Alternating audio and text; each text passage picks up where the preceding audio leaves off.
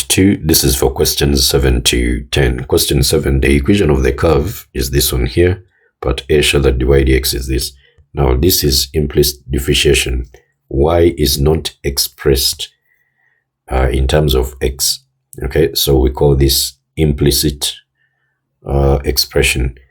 So, we are supposed to differentiate everywhere. So, we are supposed to differentiate this x cubed with respect to x. Then this is a product of two functions. So we use product rule.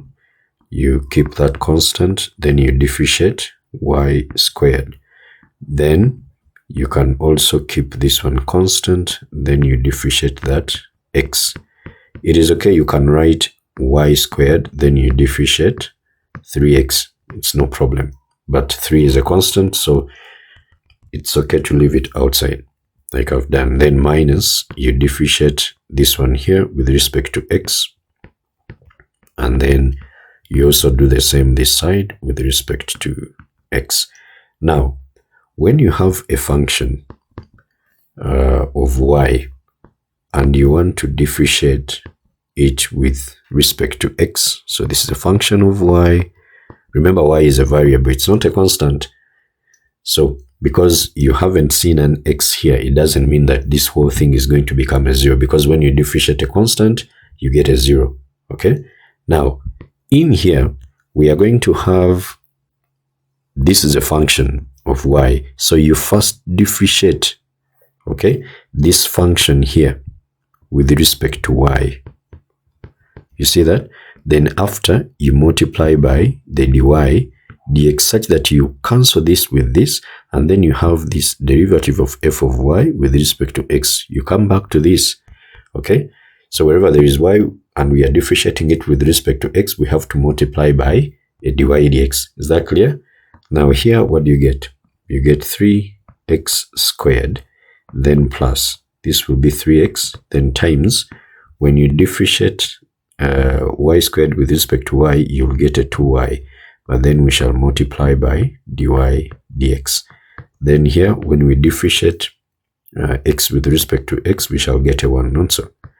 Then here, we shall get 3y squared and then times dy dx.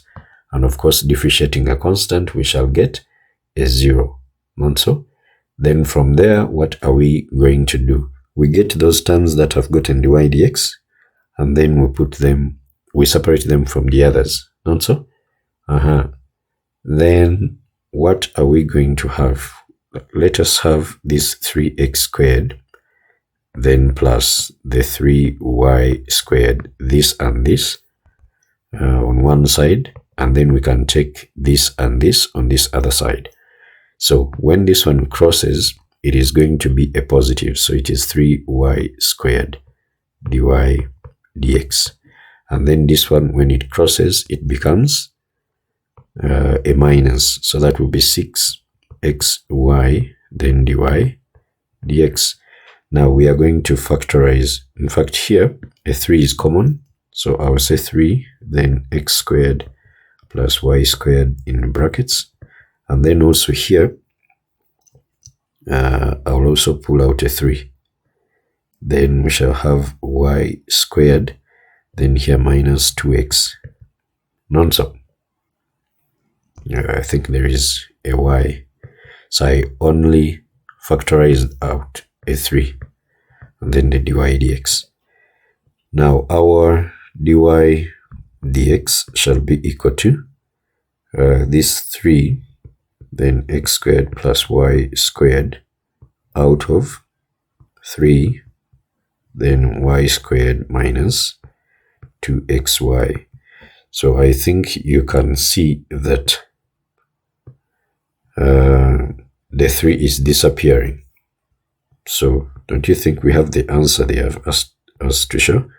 So we have x squared plus y squared out of y squared minus 2xy, and that is that.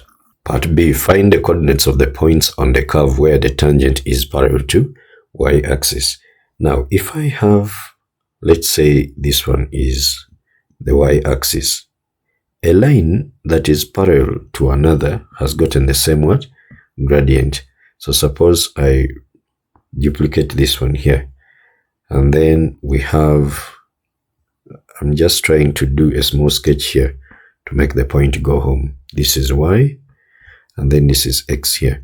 So this line that is parallel to y-axis here, this line will have the same x coordinates all throughout, not so, but the y coordinates are going to change.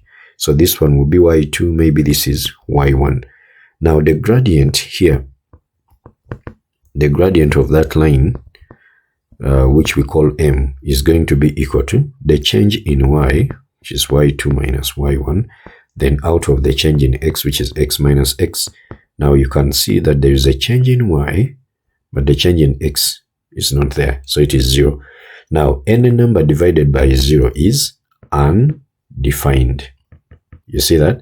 That means a line that is parallel to y-axis has an undefined what? Gradient. We therefore equate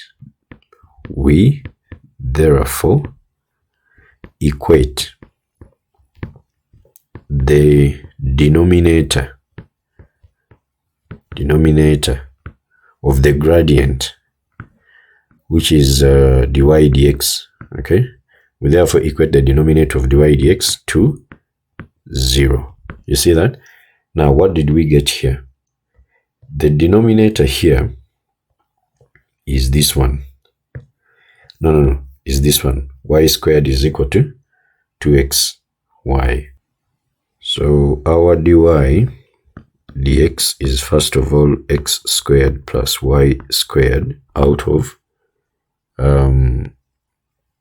y squared minus 2xy.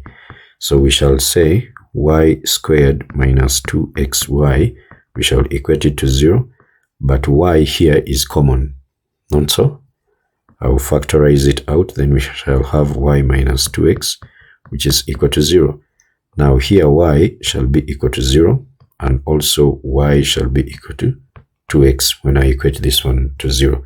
Now for each of these two that I've gotten, I will substitute in the equation of the curve. The equation of the curve was given as x cubed, then plus, what do we have? X cubed, then plus 3x y squared minus y cubed is equal to 5. Okay, so I'll come back here and I will write 3x y squared minus y cubed, then this one is equal to 5. Okay, now from here I can say for y is equal to 0, what do we have? We shall have x cubed, the whole of this disappears, then this one is equal to 5. So don't you think that x here is going to be the cube root of 5? Yes, so that means 1 point is going to be the cube root of 5, and then the y coordinate is a what? Is a 0. So that is 1. Okay, and then we go to the next one here. For y, which is equal to 2x, then we substitute here. We shall have x cubed here, then plus 3x. Where there is y, I'm putting 2x, but then this one is squared, and then 2x here, this one is cubed, then is equal to 5. So this is x cubed, then plus, here we shall get a 4, after squaring the 2, then times the 3, that will give us a 12.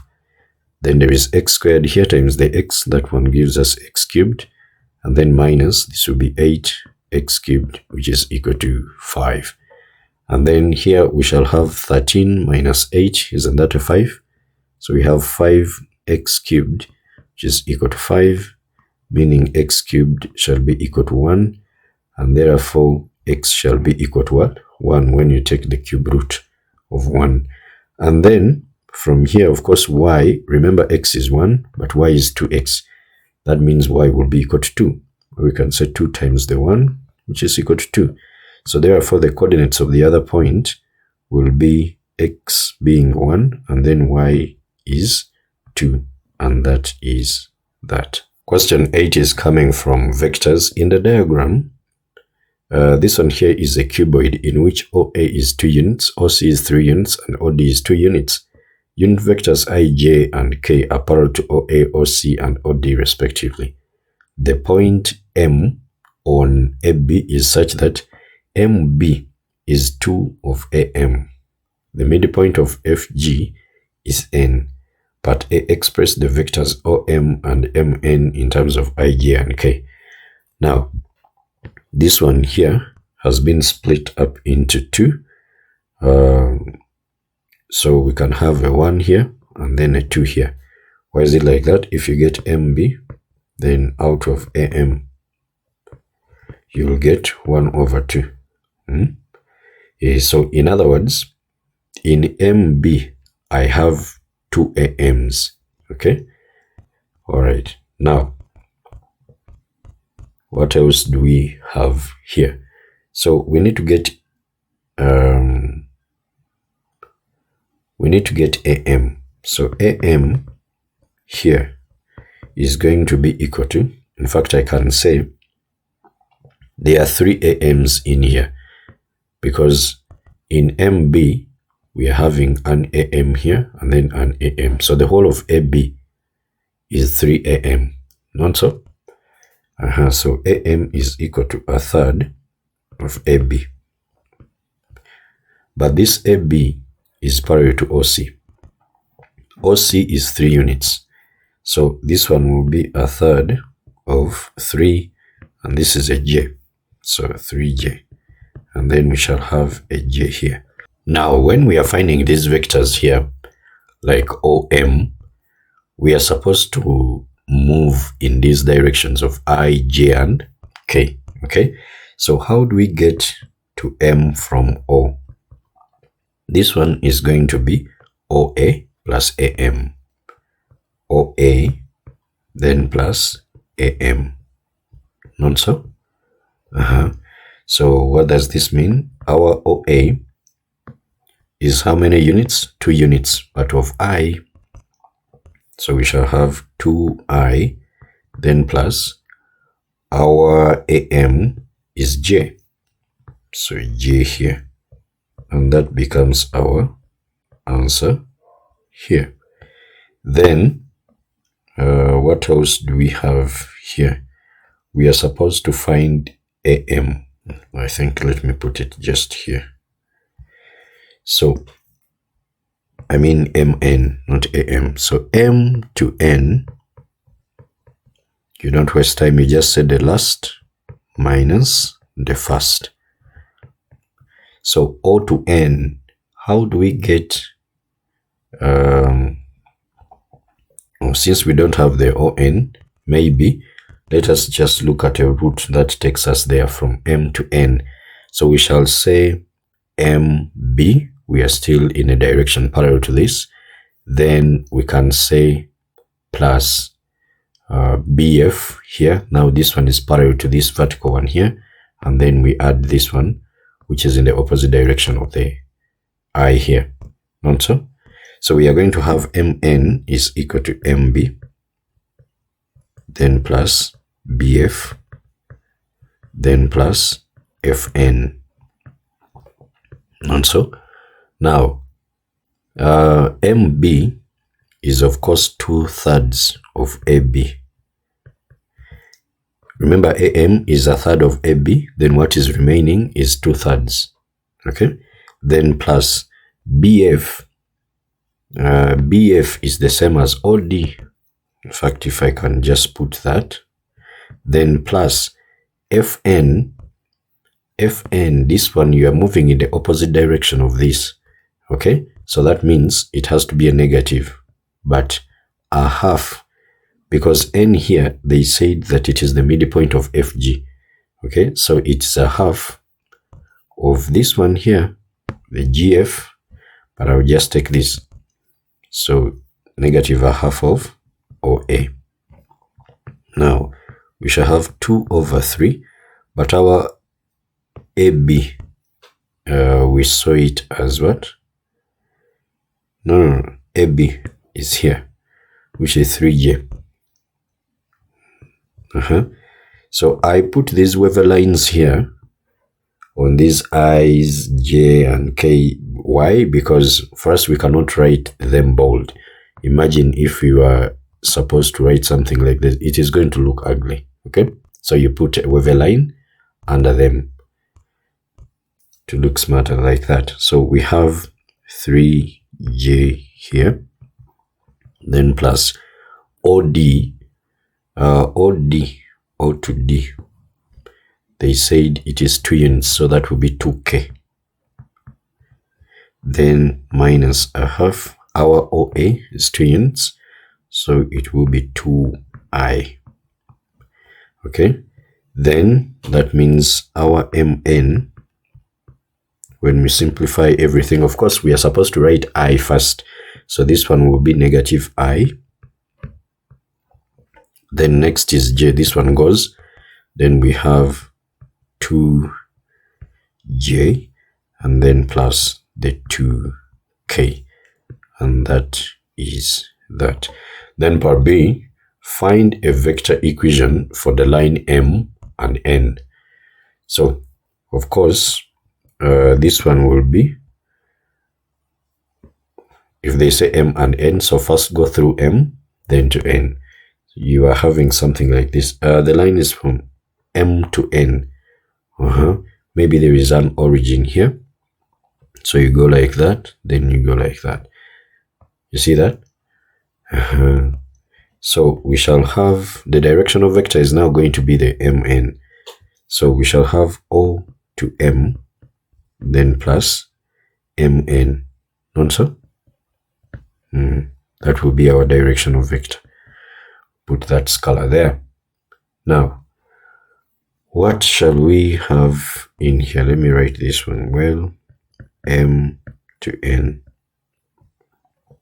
So they are saying that a line through MN, the line that is through MN, this one is continuing, okay?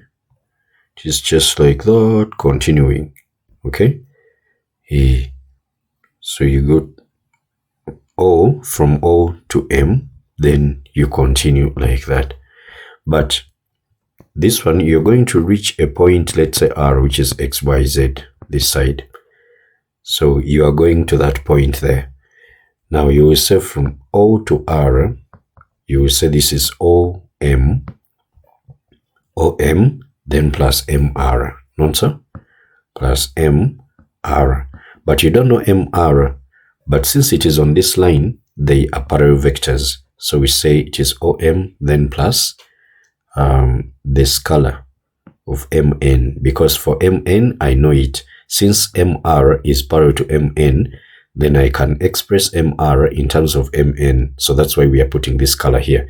And vectors are said to be parallel if they are scalar multiples of each other. So that's why you are seeing that scalar I'm putting on MN. Is that clear?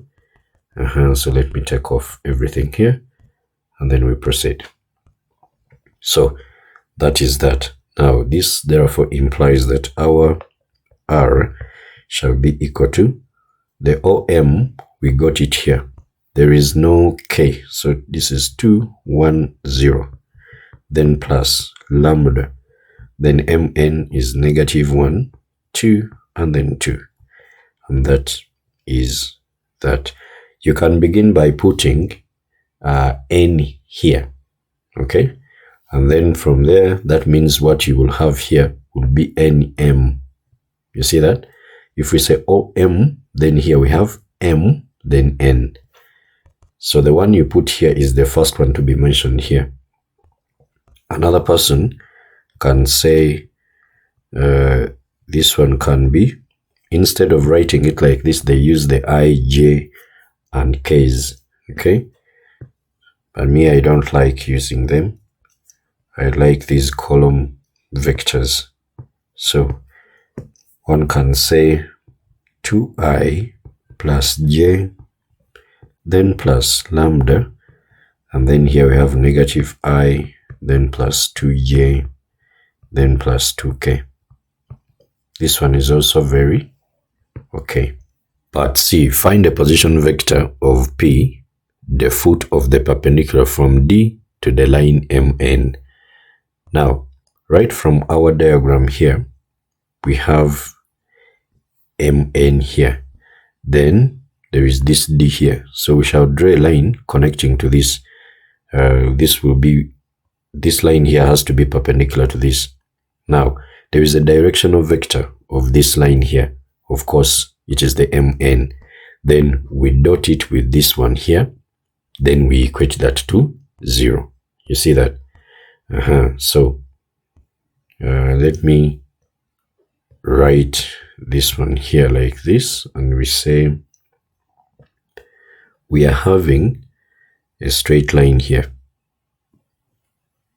through M and N. So this is my M, this is my N. Then there is a D somewhere. Okay? There's a D somewhere. Let me just take maybe that one there.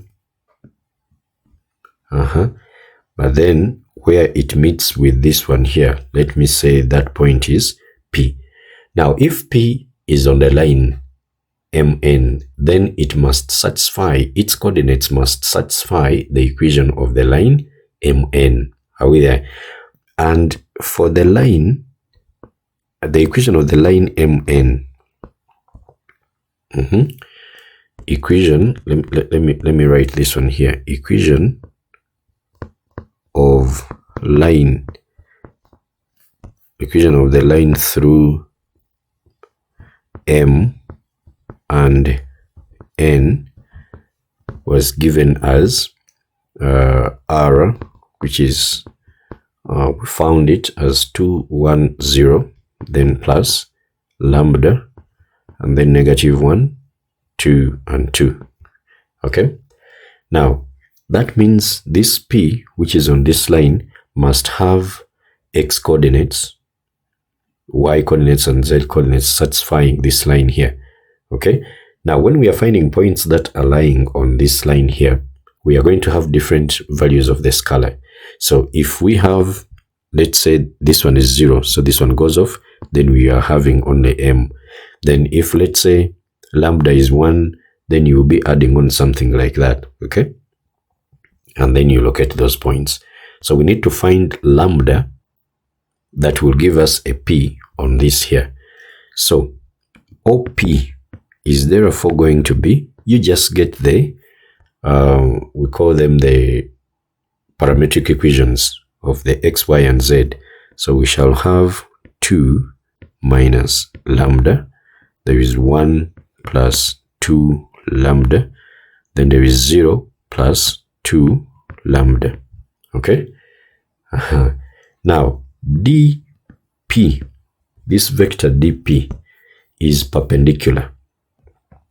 dP is perpendicular to MN. Okay? So, using the scalar product,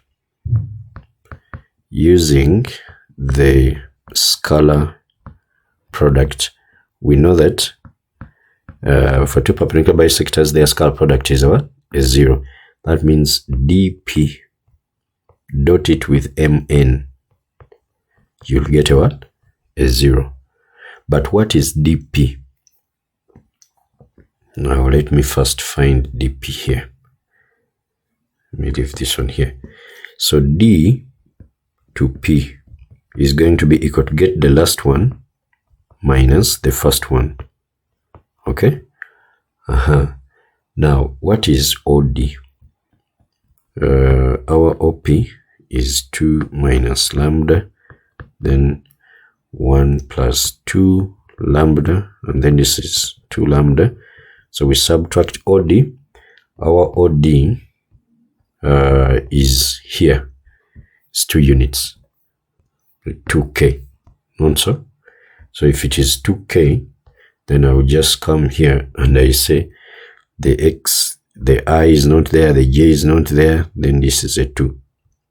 So altogether, we are going to get 2 minus lambda, 1 plus 2 lambda, and then 2 lambda minus the 2 there. Then we bring that dp we have gotten 2 minus lambda. Then you have 1 plus 2 lambda, and then 2 lambda minus 2. You dot it with mn, which mn is this one here, not so? -1, then 2, and then 2. And then you equate that to 0. So I with the I, j and the j, and then k with the k. This times this, we shall get 2 minus lambda times -1, then plus 1 plus 2 lambda times a 2, and then 2 lambda minus 2 times a 2. Then this one is equal to 0. So here we shall get a -2, then plus lambda, and then here 2, then plus 4 lambda, then this one will be 4 lambda minus the 4 is equal to 0. So 4 plus 1, isn't that a 9? So we shall have 9 lambda. And then this, of course, will cancel with that. Then we have a -4 here remaining. So meaning lambda will be equal to 4 out of what? 9. Okay. Then from there, now we can substitute our OP. Remember, they want the position vector of P, which is the foot of the perpendicular. This one here. Okay. So now we just substitute in here. So our OP, if they want the length of the foot of the perpendicular, then after getting your vector here, then you can get the length of that vector. Very simple. So 2 minus 4 out of 9. Then the next one is 1 plus 2 times 4 over 9. And then the other one is 2 lambda. So 2, then lambda. So what are we going to have as our OP? So this is 2 times 9, that is 18, minus 4, that will be 14. So we have 14 over 9. And then 9 times 1, that one will give us a 9 plus 8, and that will be 17 over 9. And then this will be 8 over 9. So you can write this as your final answer, or you can write OP in terms of I, J, and K. Then you say 14 over 9 of I, this is J, of I, then plus 17 over 9 of K, then plus 8 over 9. I think this is the K here. This one has to be J. So like that, even that one will be marked right. So that is that. Question 9, let f of x be this one here. Part A, express f of x in partial fractions. Now, this part A is from partial fractions. The next part can come from integration or binomial expansions. Now let's see what we are having here. We are having 3 linear factors in the denominator. We have 1 plus 2x, the other one is 1 minus 2x, and then the other one is 2 plus x. Now, this one is the same as saying A out of the first linear factor, then B out of the second linear factor, and then C out of the third linear factor. Now, we need to get this as one fraction, okay? So what do? We take this as the common denominator. So this one, divide by this, you will see that this one will go. Then you remain with these 2. Then you will multiply with A. Not so? So we shall have A, then times 1 minus 2x, then 2 plus x, then plus B. You just remove this from here, okay? The rest, you multiply them with a B. So 2x and then 2 plus x. And then for C, then you remove this, we shall have these two. So that is 1 plus 2x, and then the other one is 1 minus 2x. Then these ones here will be equal to the numerator here, which is 2, then plus 11 of x, then minus the 10 of x squared. Why is it like that? Because the whole of this is over this one here, okay? But remember, this one is still this one here. So something like that. Now you see that the denominator is the same. So that means the numerators will also be the same. So that's why we just equate this to the numerator. Now we look for values of x that can terminate some terms here, and then we remain with the other. So for example, if x we say is equal to -2, you just get any of these factors, you equate them to 0 to get the value of x. So this one will be a 0. That means this one disappears, this one will disappear, then we remain with this, okay? Now, when we remain with that, put here the -2. You have C, then 1, put a -2 here. You'll get a -4 plus 1, that's a -3. -3. Then put a -2 here, that will be a 4. And then plus 1, that will be a 5. Then this side, we shall have 2. Then plus, I think that will be -22. And then this one squared will be, or what will it be? 4. Then times 10, 40. So minus the 40. Meaning our C is going to be equal to 2 minus 62. I think that will be -60. Then divide by the -15 that is coming from here. So our C is going to be equal to 4, not so? Then we also look out for other x values. Suppose x is equal to, get this one and equate it to 0. What do you get? You get a half. So suppose x is a half, this one will go, not so? And also this one will go, because when you put 1 minus 2 times a half, you get a 1. So 1 minus 1 is a 0, not so? So we are seeing this one going and this one going. Then we remain with this. Now, remaining with this one here, we shall have b into a half of 2 is a 1, then plus 1, that will be a 2, then 2, and then plus a half, that will be 2.5. Okay, then we go to this side, you'll have 2, then plus 11 times the 0.5, then minus the 10, then 0.5 what? Squared. So b here will be, what do we get here? Of course, this one will give us a 5. So we are dividing that by a 5. 2 plus 11 times 0.5, then minus 10 into 0.5 squared. So we get a 5 also. So that means our b is equal to 1. You see that? Then if, I think we are done with those that can terminate. We have used this one. Okay, there is another one. Suppose we get, if x is equal to, I think, -1/2, because there's a plus here. This one, when you equate it to 0, you get x as -1/2. Now that means this one will go. Are we there? This one will go, then we remain with this one here.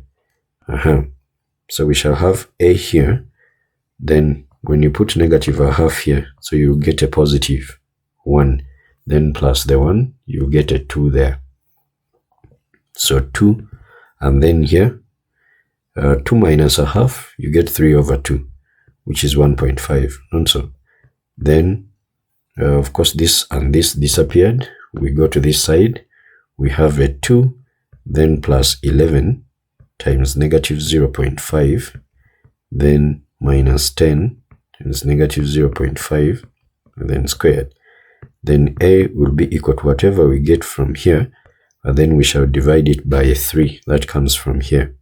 Okay, now let's see. I'll just come back to this one where there is a 0.5, I put it as a negative. But again,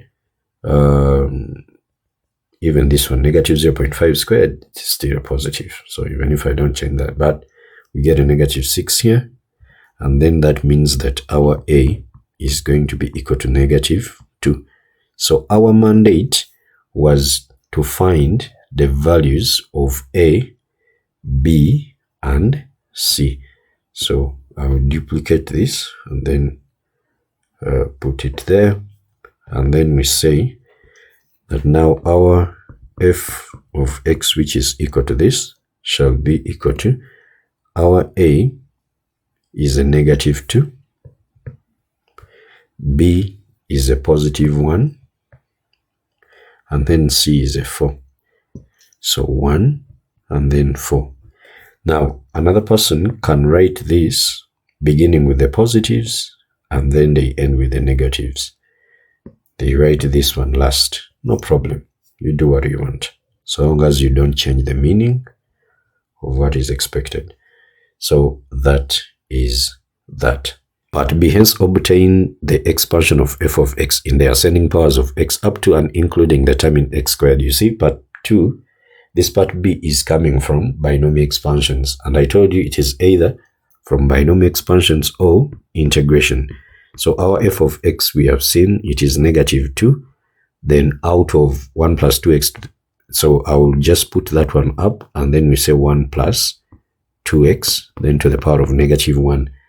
Okay, then we also have, if you can check here, this is 1. So I will take this one up and also take this one up there. So we shall have this one here written as 1 minus 2x, then power negative 1, and then plus 4, then into 2 plus x to the power of negative 1. Now when we are expanding, we know that if you have a plus b to the power of n, we can have a power n, then b power 0 over the 0 factorial. The power of the b is the one that comes into the factorial here. Then the rest, you be as if you're differentiating with respect to a. So n, then a power n minus 1. The power that is lost by a is picked up by b. And then 1 factorial. Again, drop this one here. You will have n into n minus 1. Then a power n minus 2. Then b power 2. Then out of 2 factorial. That one continues. Now let's begin with this one here. We have 1 plus 2x, then to the power of negative 1. We have a 1, we have a 2x here, so we begin with a negative 1 and then a 0 here, then 0 factorial. Then drop the negative 1, you have a negative 1, then this 1 will be to the power of negative 2 because you reduce it by 1, okay? And then you have 2x here, now to the power of 1, out of 0 factorial. Then drop that one there, you have negative 1, then times negative 2, then now 1 would be to the power of negative 3, then 2x, then to the power of, we shall have a 2, then out of the 2 factorial, and then the rest will go on. Simplifying this, of course, we shall get a 1 here, and then this is a negative 1 times a 2, that will be a minus 2 of x. This one is a positive 2, cancels with that 2 factorial, and then 2 squared is a 4. Of course, any number powered on 1, it is going to be a 1, okay? So I'm leaving that out. And then here we are having 4 x squared. Of course, this one is continuing, but we are only interested in these first 3 terms. Then next we go to 1 minus 2x to the power of negative 1. We shall do the same. 1 power negative 1, negative 2x here, power In fact, I'm not going to waste time here. Okay? I'm not going to waste time here. The only difference is changing the sign here. So I'll bring this one here, down here, like that. Then I put a negative. Where there is 2x, put a negative here, put a negative here. Then we also put a negative there. Now, of course, here we shall get a 1. Now there is a negative, then times a negative. That one gives us a positive. Okay? Then this one and this, of course, will go like before. Then this one, a negative squared is a positive. So plus 4x squared. Okay? Then plus the rest. And then finally, we look at the 2 plus x squared. This one here is going to be, you get your 2. No. I think it is power negative 2. Did I mess up here? I think it is power negative 1. Pardon me here. Power negative 1. So put a negative 1 here, then x power 0 out of 0 factorial. Then drop this one here. We shall have negative 1, then 2, now power negative 2. Then this will be x, then power 1 out of 1 factorial. Then drop this one again here. You have negative 1, then negative 2. Then 2 here will be to the power of negative 3 now. Then x will be to the power of 2. And then out of 2 factorial. It should be also noted that these powers, when added, okay, they give you this power here. Okay, now next, what do we get here? This one will be 1 over 2, 2 power negative 1, not so? Then this one here is negative 1, then times 1 over 2 squared. So that is negative a quarter, not so? So we shall have negative a quarter of x. And then plus, this is a negative times a negative. Of course, that one becomes a positive. This is 2 power negative 3. So that is the same as saying 1 over 2 power 3. But then there is a half, 1 over 2. So this is 16 times 2. I mean 8 times 2. That will be 16. So I will have plus. Okay. Let me just cancel this with this. Then I'll get 1 over 8. Okay. 1 out of 8, then x cubed. So that is that. So we substitute back here. Our f of x is this one here.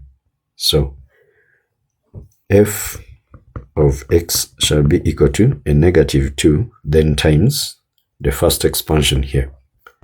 1 minus 2x, then plus 4x squared, and the rest. That comes forth. Then the next one is exactly this. So we have 1 plus 2x, then plus 4x squared. And then lastly, we have a 4, then times this one here, which is a half minus a quarter of x, and then plus 1 over 8 x cubed. X cubed, this is x squared. Now look at me. How did this one come about? This one has to be x squared. Okay, and the rest. Now, let us look at the constant parts. This negative 2 will multiply with the 1, then you get a negative 2. Are we there? Next, there is a 1 here. Then there is 4 times a half. 4 times a half, don't you get it too? That is the constant part. Then let us look at the terms in x. There is negative 2 times negative 2. That is a 4. Then there is a 2 here. Then there is this 4 times the negative a quarter, which is negative 1. Then we go to the terms in x squared. Negative 2 times the 4. That is negative 8. Then there is this 4 here. And then 4 times this one here is going to be a half. So be of x squared. And then the rest that we don't need. Then what will this one be all together now? This one goes, so we are having a 1 there. Okay, f of x will be equal to 1. Then how about here? 6 minus 1, that will be a 5, so plus 5x. And then here we are having a negative 4, then plus a 0.5, so you get a negative 3.5. Negative 3.5 is the same as negative 7 out of 2, then x squared, like that. And this becomes our final answer. Question 10 is coming from complex numbers, but at the complex numbers v and w satisfy these two equations. Solve the equations for w and v, giving your answers in the form x plus I, y, where x and y are real. Now, we are going to have something here. We are solving these two simultaneously. I can express one in terms of the other. Maybe v here is equal to 5 minus iw when I take this on this side. Okay, that means where there is v, I'm going to put this. So we shall have 1 plus 2i, then times, this will be 5 minus iw, okay, then minus w, which is equal to 3i. Now we open the brackets. We shall have 5 minus iw, that is when I get 1 times everything here. Then how about 2i times everything here? We shall have 10i, and then, but you should know that in complex numbers, I squared is equal to negative 1. So we have 2wi squared. We shall have minus 2wi squared. Not so? Minus w, then is equal to 3i. So we shall have 5 here, and then after that, what else? This one here is going to be positive 2w. So plus 2w, then there is this minus w, and then what else? Then we have minus iw plus 10. Then this one is equal to, there is an I, 3i. So I'm going to make w the subject of the formula. So here we get 5, then plus what? W here. Not so? Minus iw. Take this on this side. You have 3i minus 10i. Not so? So w here is common. I'm going to have a 1 minus I. Then, of course, this one is a negative 7 of I. Take the 5 this side. So it's a minus 5 there. Now, this means that W is going to be equal to negative 5. We write real first, then imaginary last. Then this one out of 1 minus I. Now, what are we going to do? Is to realize the denominator. So you multiply the numerator and the denominator by the conjugate of the denominator. Not so? So our W is going to be equal to 5 minus 7i. The conjugate of the denominator, we just change the sign of the imaginary part. So 1 minus I, then 1 plus I. Then we multiply all through. So we shall have negative 5 minus 5i, then negative 7 times negative 7i times 1, that is negative 7i, and then this other one is going to be negative 7i squared. But I squared, you know, it is negative 1, so that means this one becomes a positive what? 7. Okay, then down here, this is a difference of 2 squares, so we have I squared, 1 squared minus I squared. Okay? But you know that I squared is negative 1. So we shall get 1 plus 1, which is a 2. Now, negative 5 plus 7, we shall get a 2. And then this one becomes a minus 12 of I, then out of 2. So meaning that our W is going to be equal to 1 minus 6I. Not so? That is that. Then we have to solve for v. Okay, remember our v is up here.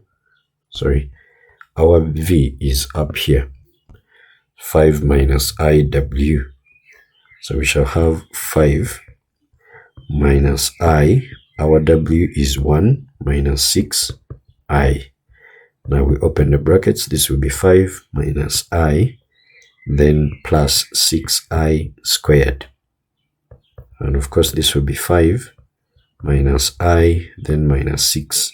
And then the v becomes 5 minus 6, that's a negative 1, then minus the I. And that is that. Part B, Roman 1. On an Argand diagram, sketch the locus of points representing complex numbers z, satisfying this one here. Now we need to create a negative here. And I told you that when you see the modular signs on one side here of the equation or inequality, that is a circle. So we shall create a negative, but we don't change the meaning, okay, such that we can find the center of that circle. So we have something like that.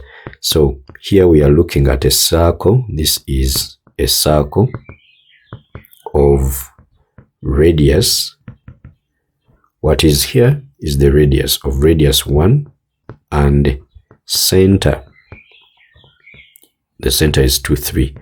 Why do we say that this one is a circle? I've always shown that. So suppose z is x plus iy. Okay? Then you have this minus 2 minus 3i. Then this one is equal to 1. So we separate the real from the imaginary. Then we shall have y minus the 3, then of I, not so. Like that is equal to 1. So modulus of a complex number is going to be the square root of the real part squared, then plus the imaginary part squared, which is equal to 1. Now square both sides, you will have x minus 2 squared, then plus y minus 3 squared, which is equal to 1 squared. And you know that the general equation of the circle is x minus a squared, then plus y minus b squared, which is equal to r squared. So the center is AB. Now compare the two. Don't you think the center for this one is 2, 3, and the radius is this one here? You see that? So this is a circle of radius 1 and center 2, 3. So every time you see the modular signs in complex numbers on just one side of the inequality or equation, then that is a circle. So what are we going to do? We draw our axes here, but better, this is a sketch, but better you use your ruler, you measure things very well, and then you are going to get something perfect. Okay, so I can get my ruler here. Okay, I've always shown this.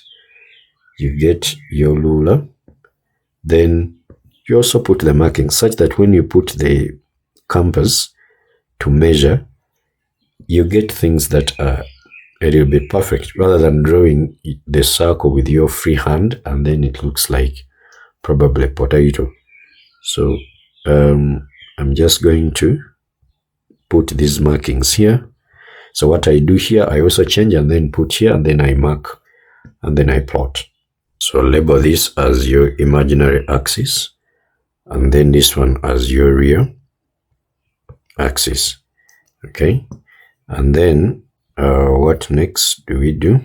Of course, label this is 1, this is 2, 3, this is 4, this is 5, -1, -2, this is 0, 1, 2, 3, 4. This is imaginary axis. You don't need to put I what, but we know there are eyes there.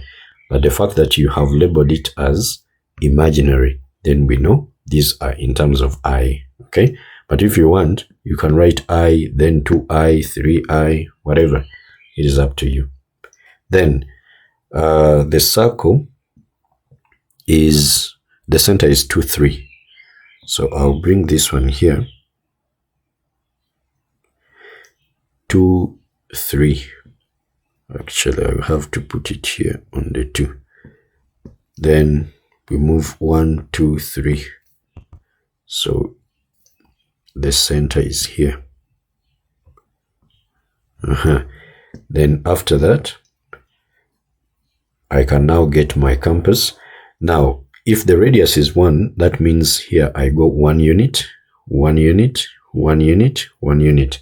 So in other words, these lines here, in fact, let me draw these tangents here. This line imaginary of z is equal to 4 is a tangent. The next one here, passing through the 2, is also a tangent. Then we have 1 here, because we are moving 1 unit. And then also this way, 1 unit. So that means your circle should touch this one, then here, and then there, like that. Okay? But of course, we don't need these. You can take them off. So I'm going to get my compass, and then I draw.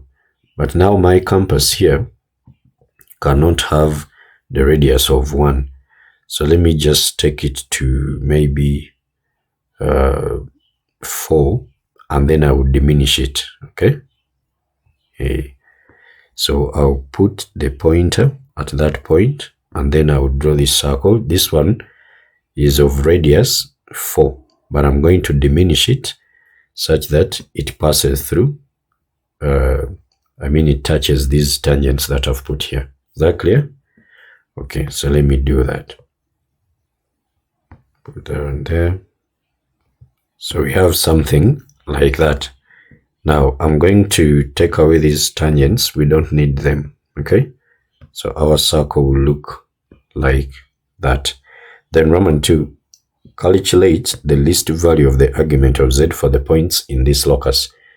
Now, of course, a locus is a region of points that are describing a certain rule. Okay, now if we say argument, we are moving from, of course, you can also create a negative here. You have 0, then z minus 0 plus 0i, because sometimes you can find when they say argument of z maybe minus 1, something like that.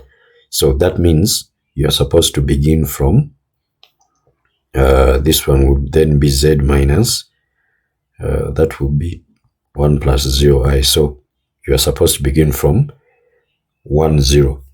So for this case, if there is nothing attached onto this z, then it is the origin. So we are beginning from the origin. Now we draw all of these points here. Okay, all of these points on the circumference of the circle are 2 units. Okay, from they are 2 units from the center here. Now, so we are supposed to draw lines, and then we connect to those points the circumference of the circle like that, like that. So when they say the least, okay, as you draw these lines here, like this tangent I'm going to draw, the angle it is going to make is going to be the greatest. Okay, but then there is this other one here also that can be a tangent to that circle. So that one will give us the least angle. You get that? It will be the least angle. So how do I get this angle here, this angle theta, maybe, if I may do it like that? So what I'm going to do, let me take away this, but I'm going to make this one dotted so that it doesn't interfere with the diagram that I drew at first. Okay, the same thing that I will do here. So I will connect this one to that, then this to that. And you know that a tangent is always perpendicular to the radius, not so? So we are going to have something like that. The radius is 1 unit. Okay, now what do we have here? This point here, do we know it? No, we don't. Now, I can say that this one here is alpha. Okay, if that one there is alpha, and we know that we can have this here, this is 3 units, then this is 2. then we can get the whole of this angle. Okay, can't we get this length here? Because let me also add this one here like that. Make it also dotted like that. So this one here is 2 units. No, 3 units. And then this one here is 2 units. So meaning, if I get this triangle here, this big one, in fact, this one's longer. So we can have 3 and then 2. So this angle here, if I let this to be alpha, this will be alpha plus theta.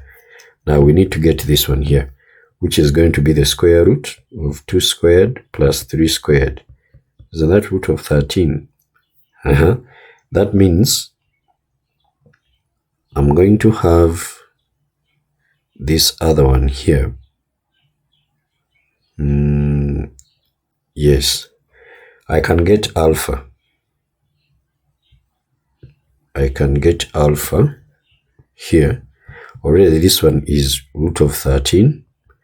This one I don't know, but I know this one here as 1 unit. So that means I can get the angle alpha.